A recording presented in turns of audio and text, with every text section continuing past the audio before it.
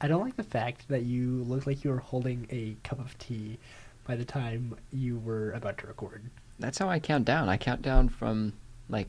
From your middle finger to your pinky, Yep. which is weird. Yep, this is how I do 3, so I have to count it like this. I don't trust It's like you the anymore. OK sign, like, gotcha, and then you have count down. Just bend the fingers. Don't like Sorry, that you want me to at do this instead? all. Yeah, like go from normal? your pinky to your index. No, why would I do that? That's garbage. You're garbage. So you gotta do it that way. Oh, okay, fine. Whatever you say. You and your entitled opinions. My true opinions, my correct opinions. That's why you're entitled. Anyway, now that we've killed a whole minute of people's time, how about that? That was quick. Yeah, it was. I missed you. The next hour is going to go by pretty quickly, too. Yeah, it is. Yeah, it is. We are the Right Wrong Turn podcast. I am Mason Arnold. And I'm Ty Bears. A brand new thing we're doing that we've been planning for A while. how long? Months? A Is few it- hot minutes. Yeah, it's Yeah. been about 2 or 3 months we've been planning this. How long are hot minutes? And also, can you answer, did they expand with heat? Yes and yes. So minutes are like dough. They expand with heat. With yeast, yeah, they rise. I have a yeast infection. I don't think you should talk about that here. I think that's more of a personal issue that you should take up with a healthcare professional as soon as you can, because I'm not one of those. If you say so. I mean, I guess. Well, Tyler, would you like to explain the concept of this podcast we've got going on here? Sure. Okay, so this podcast will have a mix of a few things. If I can just stop stuttering. Basically, what's going to happen is one of us is going to do a true crime story, while the other does a ghost story or a paranormal story. Supernatural, something like Yeah, that. yeah, Doesn't doesn't even- just have to be ghosts. We're not just going to put ourselves in a box like that, because of course that not. would be stupid. Yeah, what box? We're in a box now. Yeah, we're in a box. It's a with- quiet box. And there are newspapers constantly reminding us of the fatal explosion that happened a few years ago, which, I mean, it's okay, but it's a little haunting. It's fitting. Speaking of haunting, Wells Hall's haunted, because I heard someone say hey to me yesterday, I remember you telling me about that, and yeah. you didn't believe me. Nope, I didn't. I still don't, because you're a lunatic. You know what? I'm just going to ignore that. I wouldn't. You should probably seek healthcare professionals for that as well. What's hell? I'm not a healthcare professional. Well, you're just making up words, mumbly words. I like making up words. Yeah. All right, with these stories we'll tell, they'll mainly be around these areas. So they'll be around Missouri, Nebraska, Kansas, Iowa, the Quad State area. I will be telling a story, and you will be telling a story. Mm-hmm. My story is a paranormal story, and your story is a crime story. But that does not limit But- me to just talking about true crime. Because one week I could do paranormal. One week you could do true crime. That's very true. But we're not looking forward to the future yet. We're looking at the present day, which means that my story is about the Screaming House. I'd like to say is a present that you guys are getting right now. They're getting a Screaming House? Yes, I meant your story, but You've got to be more clear when you speak. that is a big promise that we're giving to the listeners. A whole Screaming House, just Almost- one. Yep. One Screaming House to everyone. Or like Oprah, throwing Screaming Houses at everyone. And you get a screaming house, and you get a screaming house. Everybody gets a screaming house. That's perfect. Continuing on, the Screaming House, Stephen LeChance. I really like that name. On the article that I was reading, introductory paragraph I thought was really neat, and it really gave me chills. You ready to listen to it? It says, "Do you believe in ghosts?" Well, do you, punk? That's not in there. That's from Dirty Harry. I feel like I'm being assaulted. I used to be like many of you. I was a true skeptic, a true disbeliever. That was me until 3 years ago. Now I do believe. I wish I didn't. It would be easier for me to sleep at night. Even now, 3 years later, I am still woke in the middle of the night by the memory of the Screaming Man. The child in pain and the dark, ghostly image that turned my world upside down and changed my beliefs forever. I do believe in ghosts. 2001. 2001. He's believed in ghosts for 17 more years. Wow. Mm-hmm. So it's been 20. Wait. Shoot. 3 years. Yeah, it's been 20 years Since what? since he started to believe in ghosts. Why? Since he didn't believe in ghosts. Because of Screaming House. Weren't you paying attention to your story? Yes. I'm the one who did this. He was in the house in 2001. Yeah. And he said up until 3 years ago. Okay, so sorry. This article was written in 2004. Oh. Yeah. I misread your question. You should be more specific. How's this history? Are you ready for the history of this house? Oh, The yeah. Screaming House? Yeah. except it's not part of the house. It's just part of the land that the house is on. It explains why it's kind of haunted. The land that preceded the Screaming House, the land that preceded the Screaming House was owned by Captain John Thomas Crow. Crow was born on December 28, 1841, and was the oldest of 6 children in Union, Missouri. At the age of 19 and a half, he entered the Union to fight in the Civil War. He was recruited into the 26th Missouri Infantry and was then unanimously named captain, but he declined the role. He's a humble guy. My guess is because he didn't want all that responsibility. I don't want this much responsibility at 18, let alone leading an infantry in 19 and a half. I'm ready to cry on a daily basis because of the little responsibility that I have. Because you have to work 10 hours a day. A week, not a day. Yeah. 10 hours a day. No, I haven't even been awake for 10 hours. You haven't been awake for 10 hours? I don't think so. Have you? Did you wake up at 5:53 this morning? No, I didn't. Man, wow. Yeah, you can't do math, can you? No, I can't.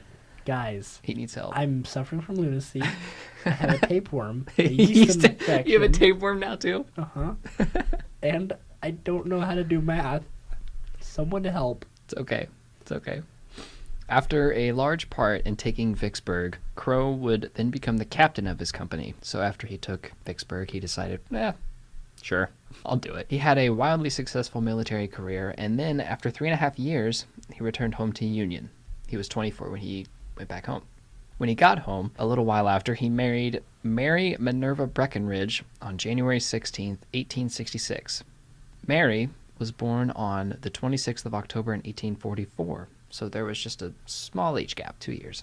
She had a net worth of $5,000, which is $73,627.82 in 2017. It's now 2018, but not much has changed in the past 18 days as far as economics go, because of her powerful family in Kentucky. They lived in a house, or I guess not they lived in a house, but their estate in general was 1,200 back in that time. I didn't crunch that number. I just remember the number in my head. Probably less than that, though. What is that, a fifth of? I don't think that crunch is the word you're looking for. I think that translate. 17,000? I'm not paying attention to what you're saying. You're not paying attention to what I'm saying. Let's move on. She came over from Kentucky in her early life with her parents and their slaves, and not sure of the exact number of the slaves or the family, just her immediate parents. They had 4 children together, Mary and John did, and the 4 children's names are as follows. Asa, Asa, A-S-A. Asa. Asa? Asa? Asa? Asa? As a. As a Crow. Martin Luther Crow, who, I found how he died. He died at work after doing routine maintenance on a rail car. He fell into the tracks and was hit by a rail car. That is kind of unfortunate. It's brutal. But kind of hot. I'm not going to lie. I don't know if hot is the right word, unless it was, I guess he died in July, so I guess it would have been hot. So you're right. Thank you. You're welcome. Mary Crow, who I guess is just a recycled name, and Louise Crow. Mary died July 6th, 1874, on the land that would be close to where the Screaming House is today. She's buried in Union Cemetery. John then married Sarah Hendrick on March 9th, 1877, and had 3 more children. So 3 years after Mary's death, he just moved on. You want to know what I think is kind of fun? What's that? I don't know how to do math, and you don't know how to read. I know how to read. Fun. I'm reading just fine. John married Sarah Hendrick. They had 3 more children. John Crow Jr., Samuel Crow, and Addie Crow. One of Addie Crow's children lived until 1989. Whoa. Yeah. That's my birth year. Yeah, he had Wait, grandchildren. 89 or 98? 1989. Never mind, just kidding. That's my car's birth year. That's your car's birth year? I can't even think of another thing that came out in 1989. A few movies. Maybe a book. Wait, did they know how to read back then? Probably not. In 1989. Yes. Oh, no. We're not going to have any listeners. Sarah then died on September 18th, 1895. 18 years. She lasted longer than Mary did. 12 years. Mary lasted 12 years. Sarah lasted 18. I'm going to take a guess and say that Sarah lasted 18 years. Yeah. Wow. Yeah. It's fascinating, isn't it? That's kind of fun. Fascinating. Couldn't see my eye roll, listeners, but there was definitely one there. All right. John then married for a 3rd time 7 years later in 1902 to a woman named Laura. And that's all I have on Laura. The article I read said Laura space ? Barely any information on Laura whatsoever. They didn't have any more kids together, and she died in 1920. After Laura had died, He sold the land to A.J. Say. Sorry if I butchered that name. S-A-E-Y. Say. What year did you say that was? After the third wife died, so somewhere between 1920 and 1923. Say would later become the first governor of Oklahoma. Just a little fun little tidbit. John died in his home on 1923 and is buried next to Mary in the Union Cemetery. Buried next to Mary. Who's his first wife? I couldn't find in all of my research who built the house. Because it was just there. Yeah, it just appeared. Like there was a mist, there was a heavy mist. Yep. And then the mist went away and it was right there. It was like a fog and then boom, house. That's how I want houses to be built. I wish that's how houses would be built. I know it'd make my dad's job easier. It would make him jobless. Yeah, you're right. Sorry. The house was built or appeared in 1932 on the exact spot where Mary's slaves were housed. And here in parentheses, I wrote Recipe for Disaster Part 1, because that's only the first part of the disaster recipe, man. Hope you're ready for the rest of it. If that's the case, why isn't all of America haunted? Oh, wait. It is. And that's what we're here to prove here on The Right Wrong Turn. Oh, snap. Name Gave drop. us 5 stars. Good plug. Good plug. Thanks. Yeah. You'd be perfect for advertising things. Just plug it in there like a fork in an outlet. You know? I was going to say you're perfect, but not after that. Rumors say that Mary had many affairs with several different slaves of hers, which I don't know if that's common or not. But the question is, how did she look? Did she look like a fire truck? No, she was an attractive woman. Yeah. She didn't look like a fire truck. Sorry if you look like a fire truck. Our sincerest apologies. We do not intend on offending anyone. We're moving on. These affairs could have been the reason for her death and the deaths of many other slaves. I looked everywhere for how she died, how John died. Nothing. Couldn't find it. Couldn't find an obituary. They just died. I think John probably died of old age, and Mary could have been shot to death or poisoned. Back in those days... Or died in a fire. Yeah, well, I mean, like, back in the day, if you died of a natural death, that was rare. You know, because there was disease and famine and... Disease. And poison. Arson. And disease. Guns. And... Black Death. Disease. Knives. And disease. We gotta move on. We have like 20 minutes. Couldn't find a built house. By all accounts, John never owned any slaves, but did not stop Mary from owning them. Slave owner by proxy. Many other deaths happened near the land or near the house itself, which, by the way, is Recipe for Disaster Part 2. I gotta say, though, I'm kind of surprised that he let her keep the slaves, because, like, that's kind of like her wearing the pants in the relationship back then. Like, I mean, that's a pretty big thing to be like, well, I mean, I guess we can keep human slaves. I mean, you know.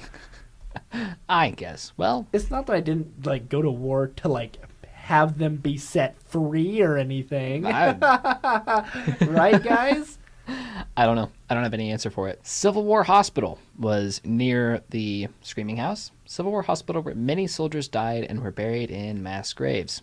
I also want to say, for those of you who don't know, if you were in the Civil War and you went to the hospital, you were pretty much going to the hospital to be, like, tortured via getting your limbs hacked off. Yeah. And then dying. Yep. Bleeding out and then dying. Yep. That was like gangrene, too. Yeah, you were not likely to live. Not if you likely. were in the hospital. Mm-mm. Nope. And in 1974, a woman killed her husband with an axe and committed suicide with a gun in a house across the street. So this all happened in a house across the street. She gave her husband 40 whacks, and when she saw what she had done, she shot herself in the face. Speaking about shooting faces, a different man in a different house committed suicide in front of his nephew with a different gun in a different house, but near to the Screaming House. I think so. I think all of this can contribute to the fact that it's haunted. And since this is all fun, it must have just been a party constantly. Like a ghost party? No, like just a party for humans and ghosts. Why not? They're just getting their jiggy on. No, it was like a ghost party. Sure. With a ghost host. Ghost host? Like a ghost host, yeah. Do you think there would be toasts? Like a host toast? A host toast, but with ghosts. Like a ghost host toast? Yeah, but they're toasting over toast. So it's a ghost host toasting toast. It's a ghost host toast for toast. Host toast? A host that's a ghost toasting for toast. That's also a ghost. That was made by a ghost. Yeah, mind-boggling. Just speechless. I'm going to coast with that ghost to the ghost host so we can toast over some toast. That was made by a ghost. Just find all the oast words and just put them in there. And then after that, we're going to have a big old ghost roast. Yeah. And we're going to toast over the ghost roast. We're going to toast over the ghost toast, roasting ghost toast. How about a ghost host toasting ghost hosts, toasting toast that was made by the ghost host? Many people claim to feel physically ill when they enter the house as well. There's bacteria in there that's causing fevers. And disease. Next part, haunting. Stephen and his 3 kids moved into the Union, Missouri house in May of 2001. This is Memorial Weekend. They had searched desperately for another place to live after their apartment's lease had expired, their previous place of residence. Stephen was a single father with 3 children at the time and needed to find somewhere to stay. They found a house in Union that they liked and attended an open house for it. Stephen had talked to the landlady, and he noted that the landlady seemed a little off and that the tour that she gave felt more like a tour of a museum, which I thought was kind of strange too. Like, why would you present a house like that in a historical way? And here in the corner, you'll see blood splatter. Oh, and in this room, you'll see an orb that just floats. And in the upstairs bathroom, don't look into the mirror, because there's going to be a human face there that's not yours. Be prepared. And if you look into the void, it'll look right back. After Stephen turned in his application for the house, the landlady asked him if he understood the responsibility that came with living in an old house like that one, and he responded with a firm yes, which, in fact, is recipe for disaster number 3. Because it's so generic. Old house like that one. Stephen signed the papers soon after, and the 4 of them moved in. The day they moved in, someone slowed down in front of the house and said to Stephen, "Hope you get along okay there," and sped away. Red flag. That is such a sign to be like, hey, maybe this neighborhood isn't good. Because this is a weird place. That is not human behavior. It's not normal. I don't care what you say about it, because it's like, that's not normal. Like, if you decide to move into your house and your neighbor's like, good luck in there. And then speeds away. Yeah, it gives you a weird, like... Now, I get it if they walk up with, like, cookies or something, like a housewarming gift. Like, good luck here at this house. Like, but not if they slow down, roll the window down, pull their sunglasses down on their nose and say, good luck, pull the sunglasses off and speed away. That's not normal. Yeah, and it's also, they might not be wearing this, but it's definitely an added bonus. If they're driving a hearse, they have a top hat. Yes. And they have a trench coat on. And a monocle. Yeah. Friday, day 1. Nothing out of the ordinary happened, but Stephen did notice one weird thing as they were moving all the stuff into the house. Each door in the house had a hook and eye latch on the outside of the doors, as if to keep something in, not out. Tyler, why don't you go ahead and explain to the people what a hook and eye latch is for me? Okay. We had to Google it because neither of us knew how to explain it. I'm going to cut that out. No, please don't. We don't want to look like imbeciles. Tyler, why don't you go ahead and explain to the people what a hook and eye latch is? A closed fastener consisting of a small blunt metal hook that is inserted in a corresponding loop, a latch consisting of a hook that is inserted into a screw eye. So it's basically something that everyone knows what it looks like but doesn't know the name of it. At least I don't know the name of it. I knew exactly what you meant. So I just want to correct you. These things have been around since before the 90s. They've been around for ages. I'm not even gonna, don't even look it up. I'm just gonna go with it. Wait, can you still hear me? Yes. Good. Okay, great. Friday, day 1. Nothing happened out of the ordinary, but Stephen did notice one weird thing. Each door in the house had a hook and eye latch on the outside of the door, as opposed to the inside, to keep something in, not out. You're gonna wish that there was something more with this, but you're gonna be sorely disappointed, because it has no more mention anywhere else. Wish it did, because that is fascinating and disturbing, and I want to know more about it. Saturday, day 2. The first incident happened on this day when Stephen was hanging an angel picture in the living room, but it kept falling. He felt a cold wind on his ankles after hanging it the 3rd time, and eventually said, "Stay there, damn it!" And it stayed after falling twice. He probably yelled profusely, probably pretty loud too. Do you think it sounded like that? The next weird thing that happened, his daughter, who was playing on the porch, noticed that people, when they were walking down the sidewalk closest to their house, would cross the street to the other sidewalk when they neared the property line and just continue walking. So they just like completely walk around the house to avoid it. Yep. They wouldn't even walk on the sidewalk in front of the house. Stephen watched for another 3 hours, and everyone that was walking on the sidewalks did the exact same thing. He even waved at someone once when they looked into the window, and they just turned their head and walked faster. I'll be honest, if I saw someone standing in their window and they just waved, I don't know, I'd be kind of freaked out. I mean, if they're on their porch, that's kind of funny. If they're on their porch, I'd be more trusting of it, but if they're like inside their house, that kind of scares me a little Looking bit. out their window? Yeah. Like, hi, how you doing? Yeah. But if they're on the porch saying, hi, how you doing? It's more... Friendly. You're right. I don't get that either. I think it's because, like, whenever they're in their house, you can't really see all of them. They could be holding, like, a head at, like, a part that you can't see. They're waving with one hand and the other head, or in the other hand, there's just, like, a decapitated head. Yeah. But if they're on their porch, you can see all of them. They're completely exposed. I mean, in some porches. Some porches don't have that. Shut up. Sorry. I didn't mean that. I'm not sorry. You should be ashamed of yourself. Anyway, we're moving on. Sunday, day 3. The family returned home from church and immediately began creating their perfect image of a perfect lawn.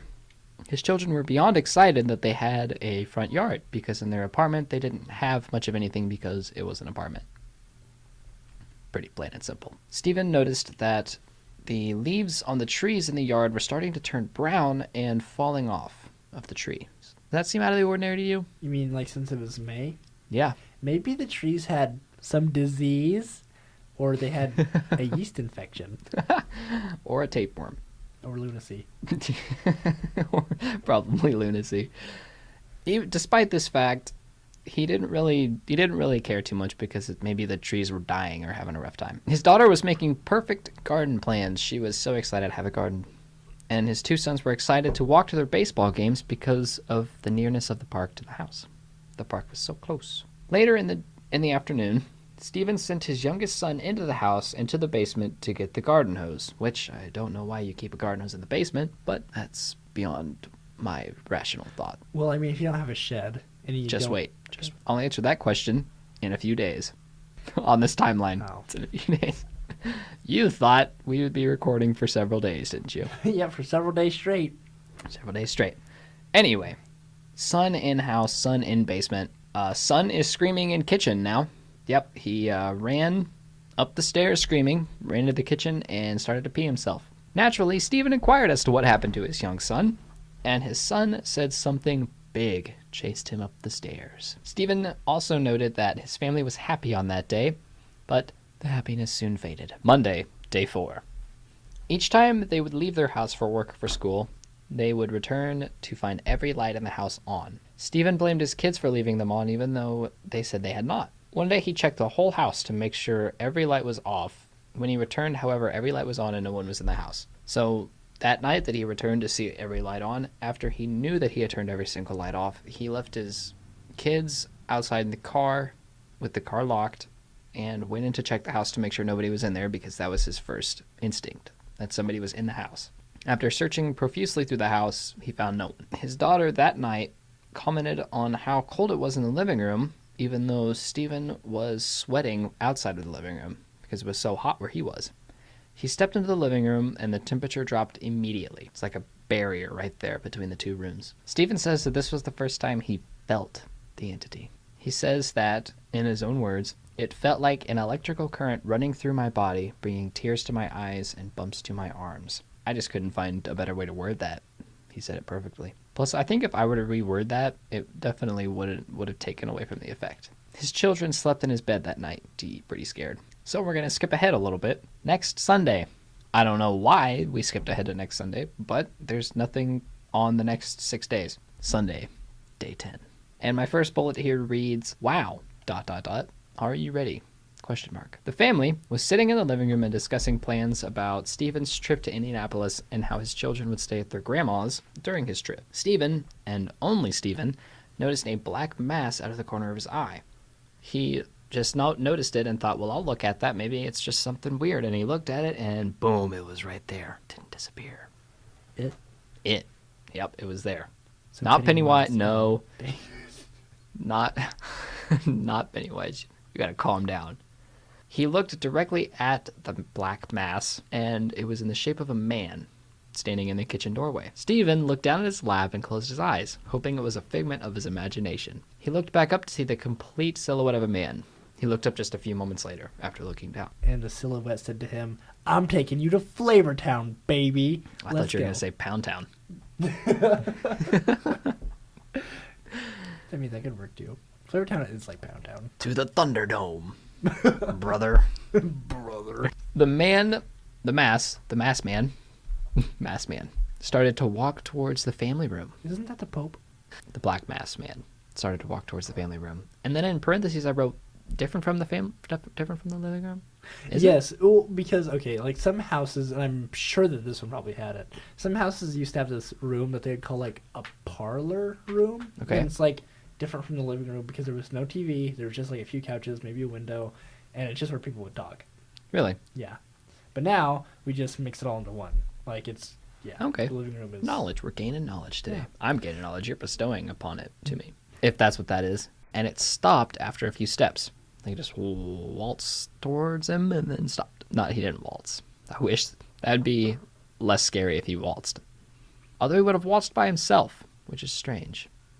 I think it would be pretty creepy if someone waltzed by themselves towards me, especially if I couldn't see any discernible features. Wait.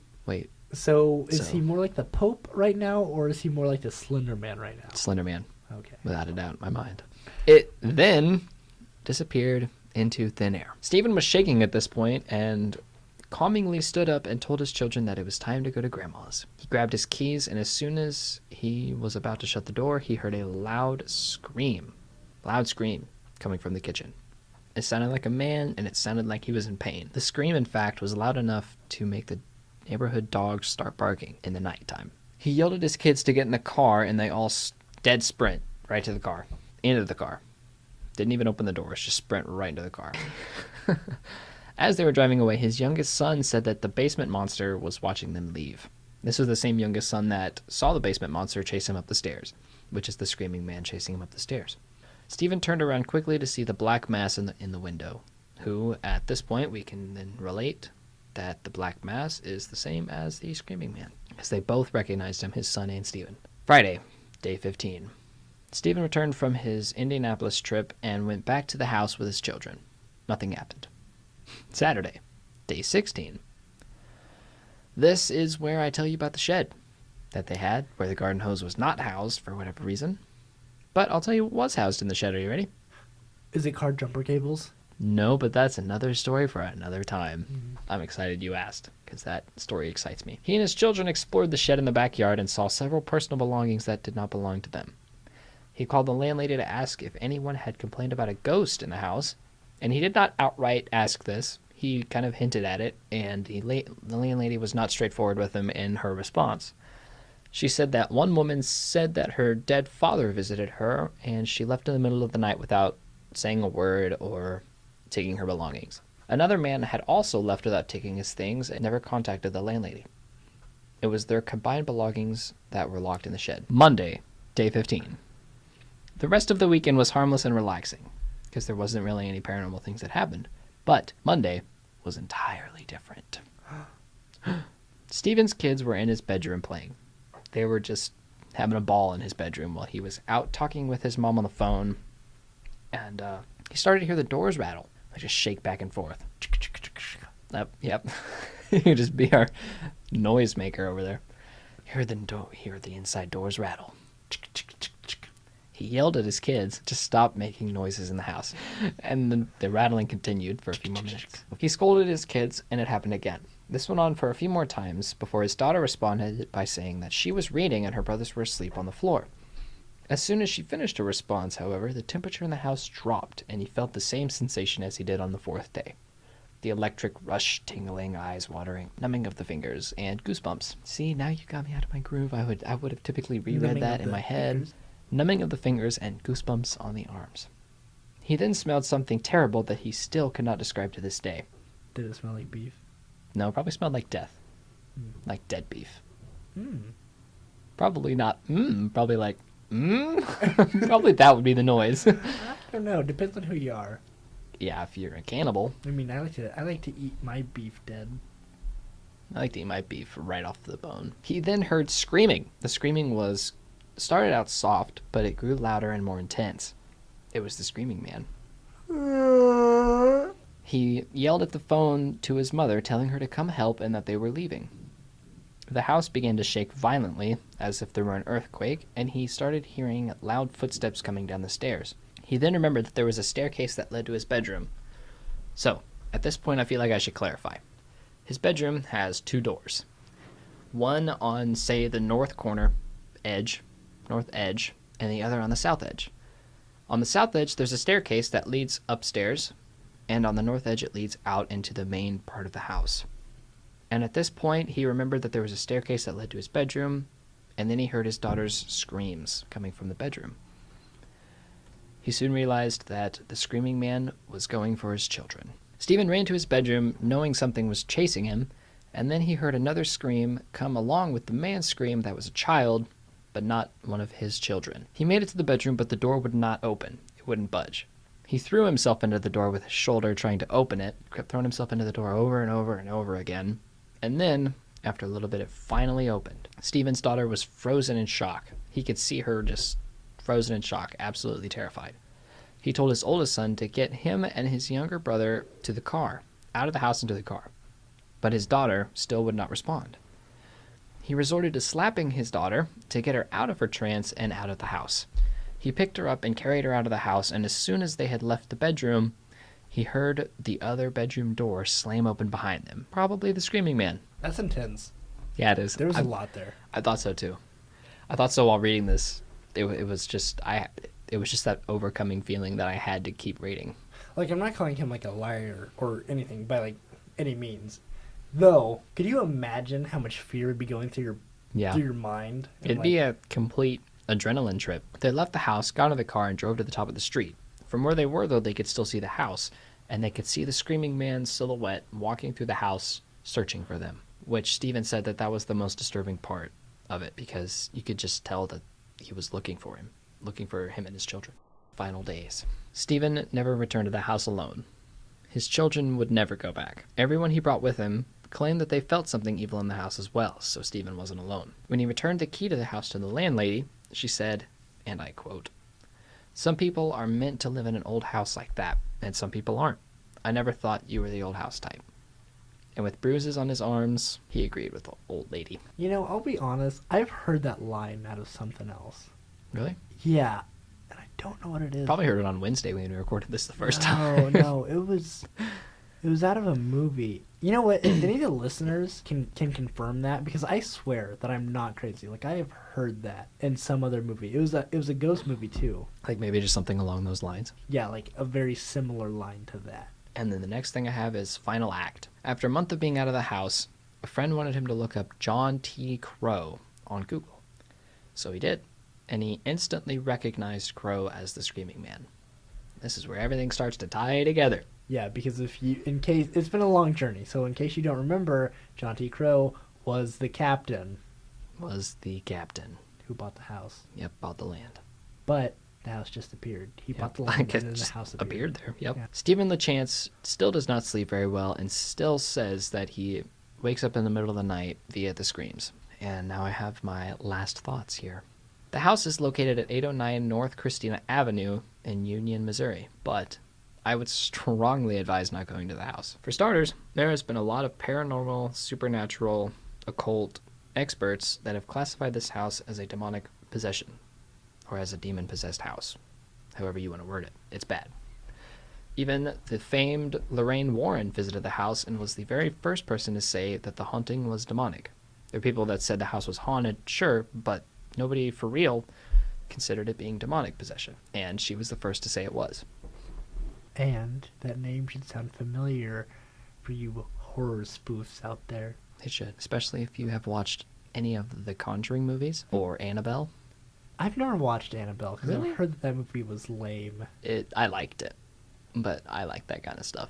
I like dolls. I like dolls that scare people, that live in small little rooms and bedrooms. That's why I could never date you. It was Wrong because you rooms like dolls more rooms than people. that don't ever open, that are in your bedroom.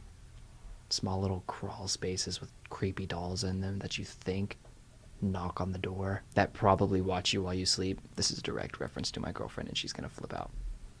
She has a weird crawl space in her bedroom that has dolls in it, and I keep saying that the dolls are haunted, and she sometimes agrees with me and sometimes tells me to shut up. One of the last things I have written here says, in 2012, the Roman Catholic Church... Are you aware of what that is? Roman Catholic Church. It's a pretty big deal these days. Is that the one where they have awesome hats? Yes. In 2012, the Roman Catholic Church deemed the house a classic case of demonic infestation, oppression, obsession, and possession within a 156-page document. By the way, if you don't know what John Crow looks like, Google him right now, and you try to tell me that he doesn't just look like Colonel Sanders. He doesn't. He does not look like Colonel Sanders. He absolutely looks like Colonel Sanders. I don't think he does. No, I don't see it. Crow. He looks more like a president. He does not look like Colonel Sanders to me. Now, maybe to you because you're dumb, but not to me because I'm an intellectual. And I wrote down a little paragraph here after reading several articles. I wrote down a little paragraph that's new to you, new to me, and new to everyone else. I'm going to read it. There are many things that still happen in this house. Stephen has become a celebrity in the paranormal world due to his accounts of what happened here. He has books for sale on his website that have all been praised by critics and readers alike. He is still deeply involved in the paranormal as well. But those stories are for another time. So you're pretty much just making us a plug. Cool. Then I got a good story for you. All right, Tyler, and what is the story you'll be telling me today? One of the most notorious people around here, probably since Jesse James, and probably one of the most historical town bullies to be known, honestly, in U.S. history.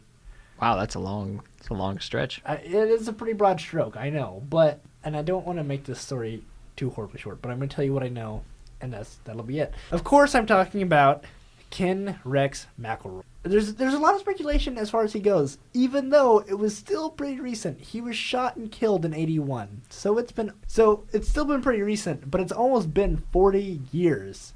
It has. And a lot of the people, at least his kids anyway, are still alive. In fact, one of them, little Ken, he stabbed someone to death. He's in prison for life right now. They couldn't get Ken on that.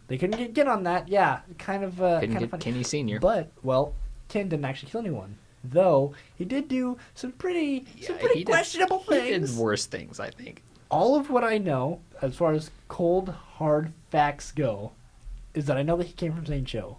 But I don't really know a whole lot before that. What made him into the cold, hard bully that we know him as now, I don't know. I'm not really sure either. And It's just been one of those things. I think the people that do know aren't really going to tell a whole lot. No, probably not. Probably go straight to the deathbeds. So, his first wife, Alice, he came just strolling into town from St. Joe with her by his side. That was really fun until she got enough of his crap, and he was constantly abusing her. Right. And eventually, she actually stood up to Ken. Just got the gumption. Yeah. Slapped him in the face. And that was one thing that... Kicked him right in the dick. Yeah, something like that. Ken was interesting. I don't want to call him a puss, but essentially he was, because I mean, if you stood up to him and you did it right, he would back down. And Alice eventually learned that. She realized, hey, I don't have to be under his foot. So she divorces him, and after they get up in this huge fight, she was with her folks. Right. And so her family had this huge bay window, and while she was with her parents, Ken Rex pulled up to their house in his truck, and he always carried a double-barrel 12-gauge shotgun, sawed-off. Really? Yeah. Wow. He was paranoid constantly. He would also always wear a bulletproof vest. Right. Because he thought that people would be after him. Like, kind of funny. Good old Dick Nix was paranoid. Yeah. So he would always carry around with him this shotgun. Well, after he saw Alice's father and their big bay window at their house, he shot through the glass, and he actually shot Alice's father. Really? That must have hurt. It was wild. He didn't just stop at abusing and shooting his wife's father, but he was convicted for, he was not convicted for a lot of things that were brought up against him. The police were scared of him so bad that they refused to do anything about him whenever they had the chance. After Ken had divorced Alice after a very long, I think that I can safely assume, gross and ugly divorce, he finally decided to go on the hunt again after Trina. And Trina was 14 years old. 14? 14. That's young. That's too young. Quite young. Not only did he marry her, but he forced her into marriage after he raped and cut off her ear. Oh. So, ouch. Couldn't imagine that it was a horribly happy marriage. No, I was probably pretty submissive, though. Though you might be surprised to learn that Trina is actually living in Florida now. But here's the surprising thing. She actually filed a lawsuit against the town of Skidmore. Really? Yes. For shooting her husband. And not being able to identify the killers or bring anyone to justice? Yeah. It's like Stockholm Syndrome. You would think.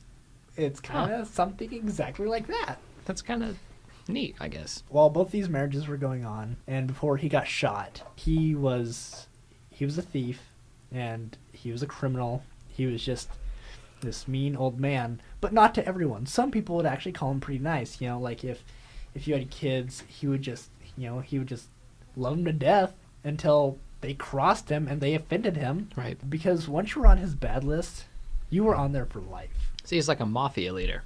Yeah, like kind of. A mafioso. Kind of, but all by himself. A mafia of one. Yeah. An army of one. And a lot of kids would swear by him that he was one of the nicest guys on earth. But if you'd stand up to him, oh man, you could be his friend. Really? But you couldn't offend him, because that's when things got bad. That's when he went off the deep end. Right. With this, there's a fun little story. There was a store owner who had some candy bars. Supposedly, one of Ken's kids stole a candy bar, and the store owner confronted Ken about this. He said, "Hey, your kid's a little thief, and you should say something to your kid." Well, Ken didn't take a liking to that. Right. As you would if you were someone like he was. Yeah. If you were a mafia of one. He thought, "Oh, you're just gonna burn the store down, Ken. Oh, that's the least you would do." No. He went and he grabbed his gun and he shot the guy's neck off. Ouch. Yeah, that would hurt. He didn't actually shoot it off, but he did leave a pretty nasty wound there. And this is even crazier. The guy survived. He survived. The guy survived. What a guy. He wins. He does win. He wins everything ever. Yep, wins all of it. Every single bit of it. Every single bit of it. Every single bit of it. All of it. Yep. Nothing left to win because he won all of it. Exactly. Yeah. Why are we even doing this? I don't know. He's already won our podcast. He's already won. I don't get it. We should just give this podcast to him. We should. All the money that we get. Yep. If we even get any money. My God, I don't know why you're shooting for the star. You're shooting for the stars there, bud. Eventually, the town had gotten enough of Ken. As you would. Why are we living under this tyrant? He can't kill us all.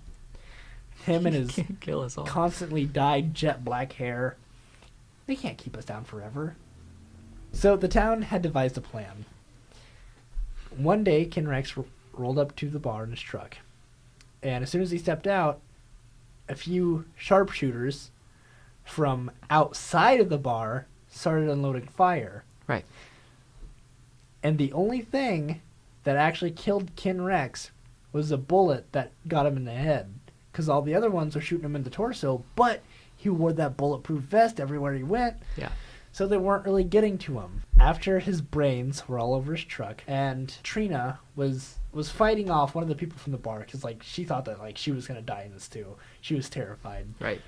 Well, like you should be if someone next to you is getting riddled with bullets. Yeah, and one account says that Ken didn't actually die instantly from that. He was still able to get into his truck and drive a little bit, not very far, but a little bit after he had been shot in the head. What's in the water at Skidmore? The people can get shot in the head and the neck and just survive. Skidmore is just a sketchy place in general. It is. The cops. The cops came very close many a time to just booking Ken, just putting him in jail. And they just never did. Right. Because they were so scared. The day of the shooting, one cop was actually outside, but he waited for a few hours until he actually came there and dealt with it. A few hours? Yeah. It was called in, but he just waited and waited and waited. The sources that Tyler is going off of are his own personal interviews with people that lived in Skidmore at the time or were around it at the time, which might and do contradict some of the more well-known stories of the event. Especially the book In Broad Daylight. Especially the book, yeah. Because a lot of the people that I interviewed said, do not believe the book. It's hocus pocus. Hardly any of it's true. Do not go by it. So that's why if you're listening to this thinking, that's not the story I've heard, because I was the same way. And then I started to read more into it and realized that Tyler's accounts from the people that he interviewed were legitimate, and some of the stories are a little fabricated to make Ken sound like a terrible guy and that the town murdered a guy in cold blood to free themselves. It's a little dramatic, but there's different accounts of it based on if you lived in the town and if you didn't live in the town. They'll view it different ways. Right, yeah. It depended on what side you were on with Ken. Right. Because, I mean, again, if you were nice to him, he would do absolutely anything for you. One thing to know about Ken is that he was a very well-known coon hunter. And Ken was actually a champion coon hunter. And, if you were his friend, he would just give some of his dogs away from you. And these were very pricey dogs. They're purebred coon hunting machines. Yeah. Now, actually, Ken's brother owns those dogs because they've been passed down through the generations. Their bloodline is still going. Yeah. But Ken's brother doesn't really talk a whole lot. I wouldn't either if something that brutal had happened in my family. I mean, can you imagine how unfair of a life that is to live in the shadow of your bag brother? Exactly. Or how about the 15 other siblings that Ken Rex had? I know. That's just ridiculous. There's still a lot of speculation because everyone has their own accounts, but another thing to know is that a lot of the story is never actually going to get out. Yeah. Because that's going to go with everyone that knows still is going to go with them to their grave. Mm-hmm. I doubt that the names of the people who actually shot Ken Rex McElroy are ever going to get out. Right. What I have heard is that the people that did shoot him are now dead. All of them are dead. Really? Yeah. That seems strange. Tyler, is that all you had for me today? Yeah. Is that all that you had for me? I believe so, yeah. This is our very first episode. Tell us on Facebook. We have a Facebook group, Facebook page. Go like our Facebook page. Request to join the Facebook group. I handle all of that. Tyler sometimes does. Tell us everything that made you cringe about this episode. Yeah, really, so please. then we can fix it. Because we want to be good. We want to give out good content. We want to give you guys stories that you want to listen to. Yeah, and you know what? We're going to absolutely enjoy the hell out of this podcast. We really will. Yeah, and we hope all you do too. Yeah, exactly. So we have a Facebook page at The Right Wrong Turn on Facebook. And you can request to join our Facebook group as well. We have an email at rightwrongturnpodcast@gmail.com. And am I forgetting anything? Soon we'll have a Snapchat. But until next time. I'm not sorry. Be safe, Until listeners. next week.